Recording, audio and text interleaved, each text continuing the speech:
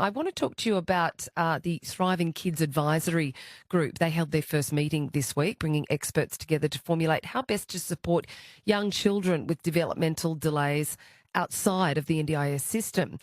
But as details for the scheme are either unexplained or undecided, some parents and carers are raising concerns for what it might mean for their kids. Independent MP for Bradfield, Nicolette Boele, has been surveying concerns for her electorate and is with me now. Good morning, Nicolette.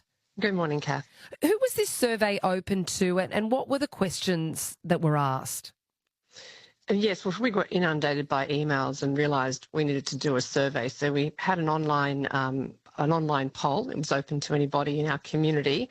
We wanted to know what people were concerned about, how they felt about the process, what they thought might be benefits to them once we move people with mild developmental delays and autism off the NDIS and onto Thriving Kids.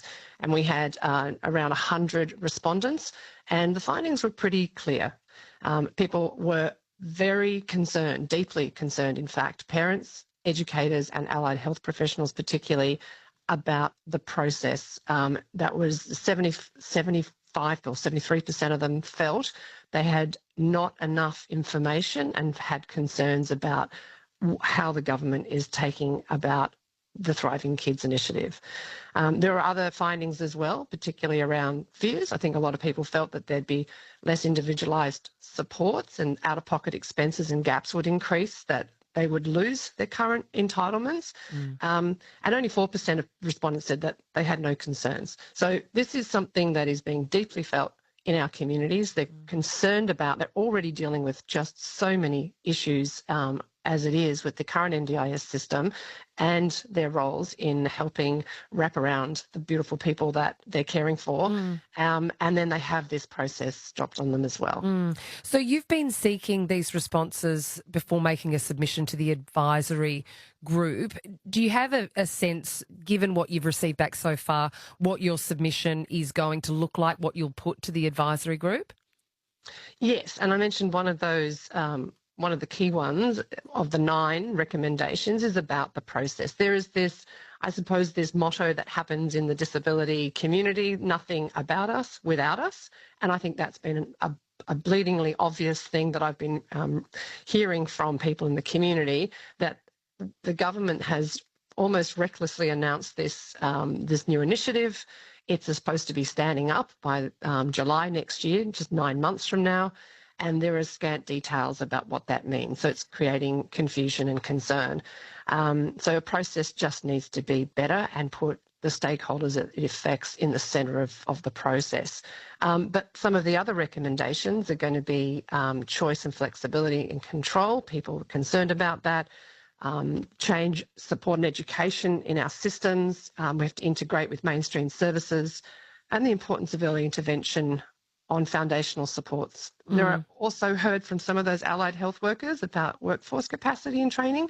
There's a very broad number and range of recommendations that go right across some of the problems that have been there for that group of people in the NDIS. This is an opportunity for some change. Just in the last minute that we've got, Nicolette, I mean, the advisory group only met this week. Is it a little soon for parents and carers to say they're being left behind? Isn't there an opportunity with this submission process to be heard?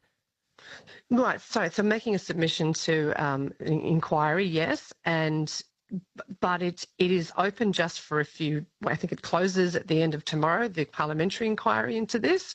And truly, people need long lead times. They deal with the matrix and reports and the costs. They've only just got plans, and they need a very good runway to any kind of change. If you're already dealing with complexity in your life around care, with a loved one with autism, for example, you don't have the resources to suddenly respond to what the government needs. You need a really good long leadway and timeline, and you need a process that includes you. Nicolette Boele, I really appreciate you calling in to discuss this. Thank you. Thanks, Kath. Nicolette Boele there, MP for Bradfield. Perhaps you have a child or one of your family members or very close friends is dealing with this very issue. I'd love to hear from you. 1300 222 702. It's 8:53.